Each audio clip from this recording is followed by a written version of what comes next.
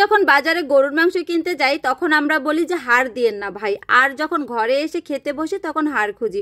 অন্যদিকে যখন আমরা মেয়ে দেখতে যাই তখন কি চাই, মেয়েটা যেন রূপবতী হয়, আর ঘরে যখন বিয়ে করে নিয়ে আসি তখন আমরা ওই মেয়েটার ভিতরে খুঁজি কি গুণ, মানে গুণবতী। তো এই বড় হাড্ডিটা দেখে আজকে আমার এই কথাটাই মনে পড়ে গেল।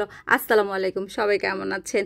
শুক্রবারের ভিডিও এটা, সব কিছু গুছিয়ে তারপরে রান্নাবান্না শুরু করব। বাপ ছেলে তিনজনেরই পছন্দের আইটেমগুলো রান্না করতেছি। তো এইদিকে দেখেন আমি হচ্ছে বরাবরই গরুর মাংসের ভিতরে আপনাদের ভাইয়া মাংস নিয়ে আসে, মাংসের ভিতরে ম্যাক্সিমাম সময়ই মাংসের তুলনায় হাড়টা একটু বেশি থাকে, যেটা আমার একদম পছন্দ না।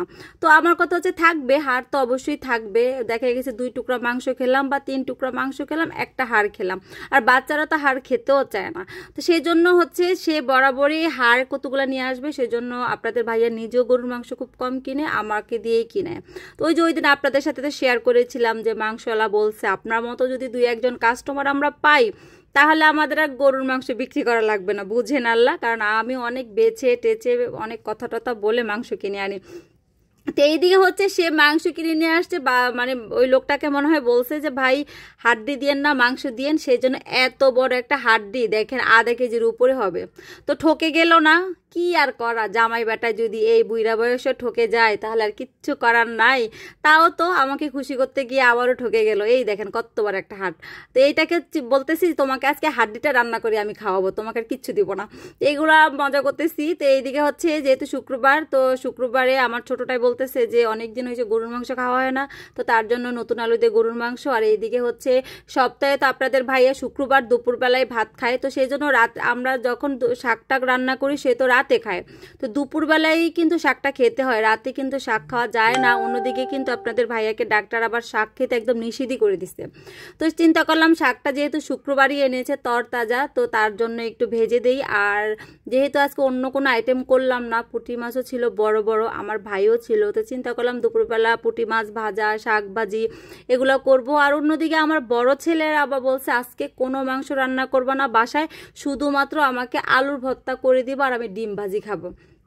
সে কিছুতেই গরুর মাংস খাবে না। তো আর কি করার আছে, তার জন্য আবার আমি আলুও আগে প্রথমে দেখেছেন সিদ্ধ করেছি, তো সেই আলুর ভর্তাটাই এখন হচ্ছে বানাচ্ছি।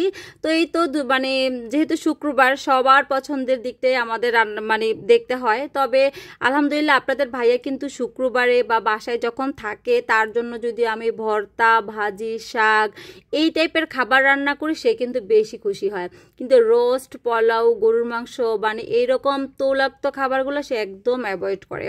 তো যাই হোক, এই দেখেন আলুর ভর্তাটা কিন্তু বেশ মজার হয়েছিল, তবে ইচ্ছা মতো ঝালও হয়েছিল।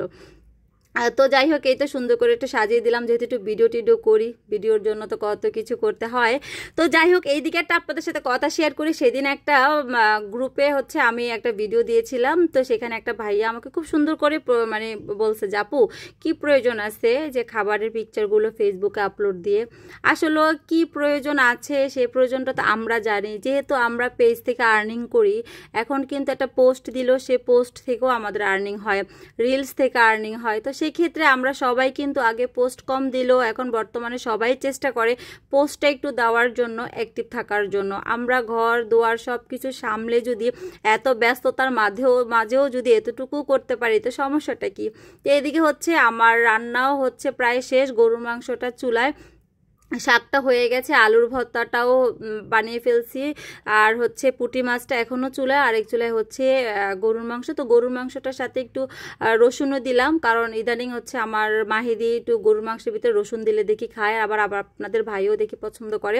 তো সেদিন বেলাপু বলতেছিল যে আগে কিন্তু এই ধরনের ট্রেডিশন ছিল না, ঠিক আছে আমাদের গ্রামে, বাট এখন আমরা মনে হয় একজনেরটা দেখা দেখি আমাদের ভিতরে নিজেরা একটা ট্রেডিশন করে ফেলছি।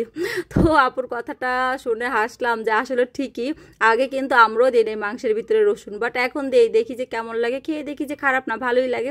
তো এই তো শুক্রবারে সুন্দর একটা সিম্পল আয়োজন, হালকা পাতলা রান্না, আর গরুর মাংসটা প্রায় হয়ে গেছে।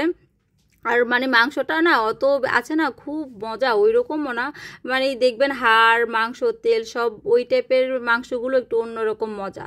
তো মোটামুটি টাইপের ছিল, আহামরি খুব ইয়ে ছিল না, তবে রান্নাটা একেবারে খারাপও হয় না। আর এখন নতুন আলু দিয়ে যাই রান্না করি ভালোই লাগে। তো এইদিকে রান্নাবান্না শেষ, আমার ছোট ছেলেটা নামাজে চলে যাচ্ছে, দোয়া করবেন, বড় ছেলেও যাচ্ছে। তো সে শুক্রবারে তাকে ক্যামেরা করাটা পছন্দ করে না, তো সেই দিন বললো যে করো, তো তার পারমিশন নিয়ে করা হলো। তো কেমন লাগলো? আসসালামু আলাইকুম, সবাই ভালো থাকবেন।